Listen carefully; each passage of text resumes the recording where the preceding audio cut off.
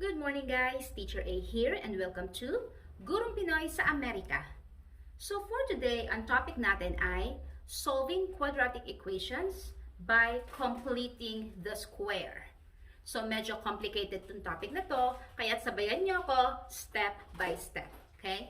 So let's have example number 1. Halimbawa, meron tayong x squared plus 4x plus 3 is equal to 0. So, ano ba yung mga roots or mga solutions ng given na quadratic equation na to na kung saan ang gagamitin natin ay completing the square. So, from the title itself, ibig sabihin, kukumpletuhin natin or gagawin nating perfect square trinomial yung ating left side ng equation. So, paano ba yon? Step 1. Aalisin natin yung value ng c sa left side. Ililipat natin siya sa kanan. So, there are two ways. Either itatranspose lang natin siya, na kung saan yung plus 3, kapag nilipat sa kabila, maiiba ng sign, magiging negative 3. Or, gagamit tayo ng addition property of equality, wherein i-add natin yung opposite para maging 0 to. So, para maging 0, mag-minus 3 tayo, minus 3 din dito. So, this will be cancelled out. Ang matitira ay x squared plus 4x equals negative 3. Okay? Or tulad ng sabi ko kanina, yung positive 3, ilipat lang sa kabila, yung plus magiging minus or negative. Okay? So, yan ang first step. Second step, eto na yung kukumpletuhin natin itong ating left side para maging perfect square trinomial siya. So, paano yon? Kukunin natin yung constant term. How? Kunin natin si B. Si B ay 4. And then, i-divide natin siya sa 2. So, 4 divided by 2 ay 2. And then, i-square natin siya. So, that is 2 squared or 4. Now, anong gagawin natin dito kay 4? Si 4 ay i-add natin sa left side at saka sa right side ng ating equation. So, magiging x squared plus 4x plus 4. Ito yung plus 4 na sinolve natin. Equals, kopyahin si negative 3 and then plus 4 ulit. Okay? So, kung ano yung in-add sa left side, ayun din ang i-add sa right side. Now, since perfect square trinomial na ang ating nasa kaliwa, kukunin natin yung kanyang root. I-extract natin ang square root niya. So, using factoring, ang square root ng x squared ay x. Lagi siyang ganito. And then, plus ang middle term. So, plus tayo dito. And then, yung square root ng c, ang c natin ay 4. Ano bang square root ng 4? Ibig sabihin, number na kapag minultiply sa sarili, 4 ang lalabas. That is 2. And then, quantity squared. Ibig sabihin, ang roots nito ay x plus 2 and x plus 2. Dalawang x plus 2. So, habang kinukuha natin yung root ng left side, isosolve naman natin yung nasa right side. Equals. Negative 3 plus 4 ay positive 1. Bakit? Magkaiba ng sign, isusubtract. Next step.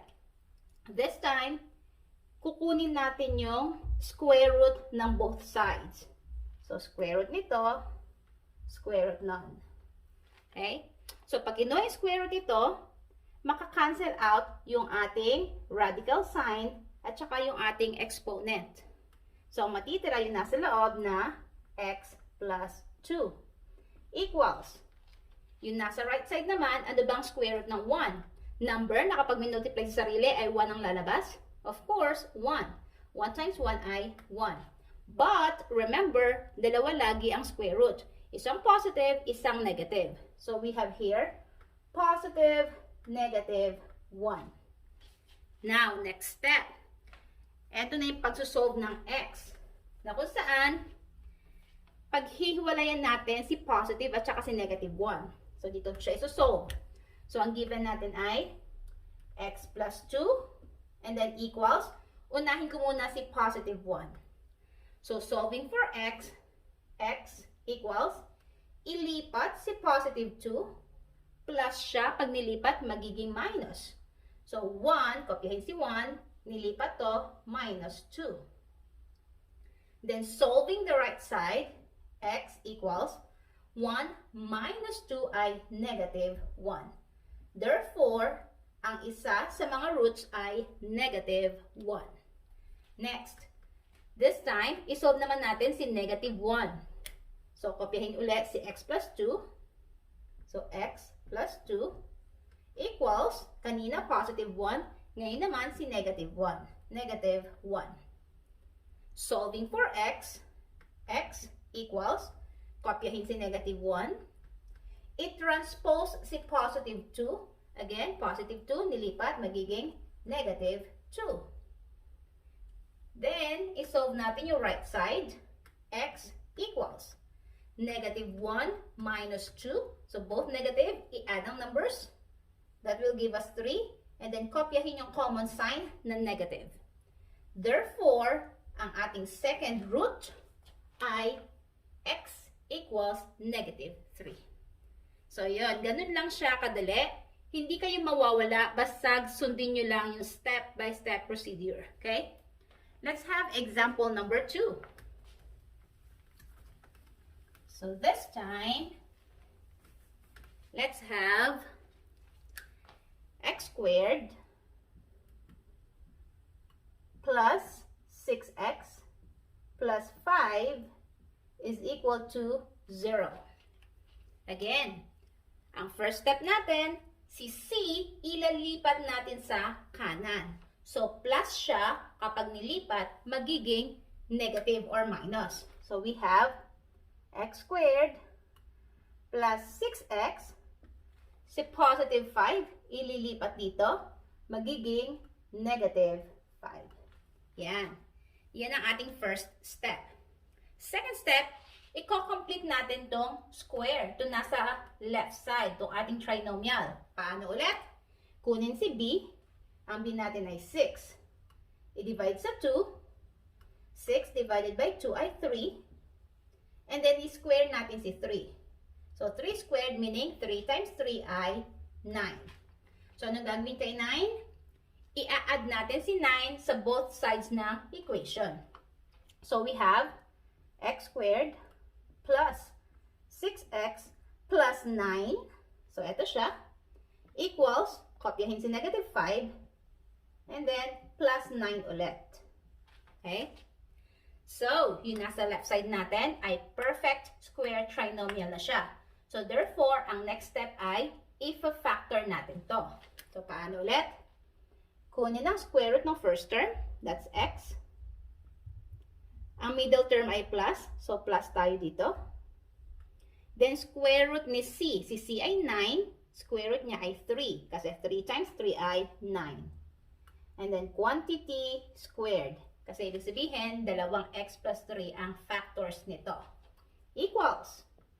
So, while factoring out ang left side, isosolve naman si right side. Negative 5 plus 9, again, magkaiba ng sign, ima-minus natin siya. 9 minus 5 ay 4. Yan. Next step, extract the root. So, kunin natin yung square root ng both sides. Square root nito, square root nun. So, always, makakancel out si 2, tsaka si radical sign. Ang matitira, yung binomial na nasa loob, which is x plus 3. Equals. And then, kunin yung square root ng nasa right side. Ang nasa right side natin ay 4, square root niya ay 2.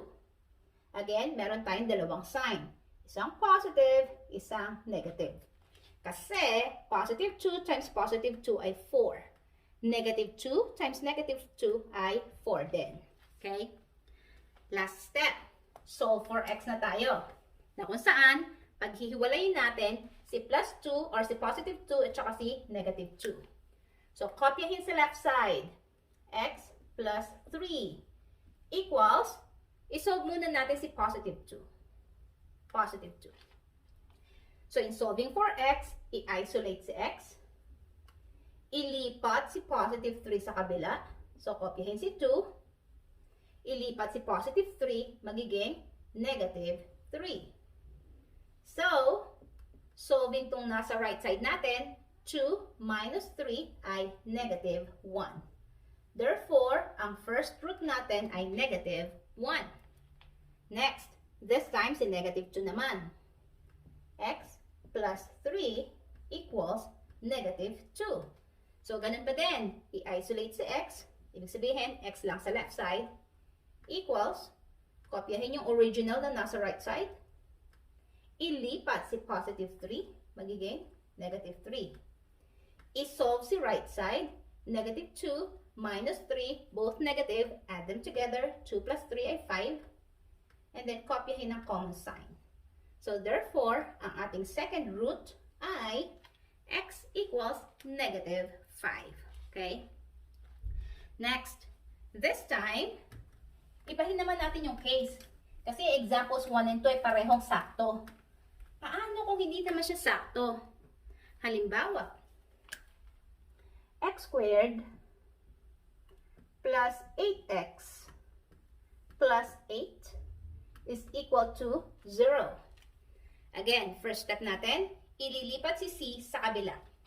So, we have x squared plus 8x, then equals agad. Si positive 8, nilipat sa kabila, magiging negative 8. So, yun ang first step. Second step, complete natin tong ating trinomial para maging perfect square trinomial. Paano yan? Kunin si b ay 8. I-divide sa 2. So, 8 divided by 2 ay 4. And then, i-square si 4. So, kapag minultiply si 4 sa sarili, ang lalabas ay 16. 4 times 4 ay 16. Anong gagawin kay 16? I-add sa both sides ng equation. So, we have x squared plus 8x plus 16 equals negative 8 plus 16. Yan. So, ayan si 16. In-add natin. So, next step, i-factor out tong left side. So, we have here, again, factor ni x squared ay x and x, plus yung middle term, so plus to. Square root ni 16, sabihin, kapag nag-isip ka number, minultiply sa sarili, 16 na lalabas ay 4. And then, quantity squared equals, solve si right side, negative 8 plus 16, magkaiba ng sign, i-minus. 16 minus 8 ay 8. Yan. Next step, extract the root. So, kunin natin yung square root ng both sides ng equation. As always, makakancel si radical sign at saka ang ating exponent. Matitira yung ating binomial na x plus 4 equals. May square root ba ang 8? Wala. Pero pwede nating i-factor out si 8 na kung saan yung isa sa mga factors ni 8 ay merong square root. So, ano ba yung dalawang numbers na kapag minultiply ay 8? So, we have 4 times 2. Okay. Na kung saan si 4 ay may square root. Anong square root ni 4? Okay, that is 2. So, sulat natin sa ilalim. X plus 4 is equal to, ang square root ni 4 ay 2. Again, lagyan natin muna ng plus, minus. Kunin ang square root ni 4. Siya ay 2. Ilabas natin sa radical sign. And then, kopyahin yung natira sa loob. Square root of 2. Yan. So, ang square root ng 8 ay positive negative 2 square root of 2. Tapos na ba tayo? Not yet. Hindi pa natin nasusolve si x. So, yun ang ating last step. So, solve natin. We have here x plus 4 equals. Kunin muna natin si positive 2 square root of 2. Okay? So, in solving for x, again, i-isolate natin si x. Solo siya sa kaliwa. Si positive 4, ililipat sa kanan. So, x equals. Pag nilipat ba si si 4 sa kanan, pwede ba nating i-combine dito? Hindi. Kasi ito whole number, ito radical, hindi siya pwedeng pagsamahin. So, magiging negative 4 plus 2 square root of 2 lang siya. Hindi siya pwedeng pagsamahin. So, ito na ang ating final answer. Okay? So, ito lang yung isa sa mga roots. Ano naman yung pangalawa? Again, kopyahin si x plus 4 equals, kanina si positive, this time si negative. Negative 2 square root of 2. So, solve for x, i-isolate si x, ilipat si positive 4 sa kabila, magiging negative 4. And then, kopyahin lang to kasi hindi sila pwedeng pagsamahin. Negative 2 square root of 2. So, therefore, ang ating second root ay x equals negative 4 minus 2 square root of 2. So, yan. Kung natuto kayo sa ating lesson, kindly give me a like para i-share to ni YouTube sa iba at marami ring 8th graders or 9th graders ang matuto ng lesson na to. Okay? See you on my next video. Paalam!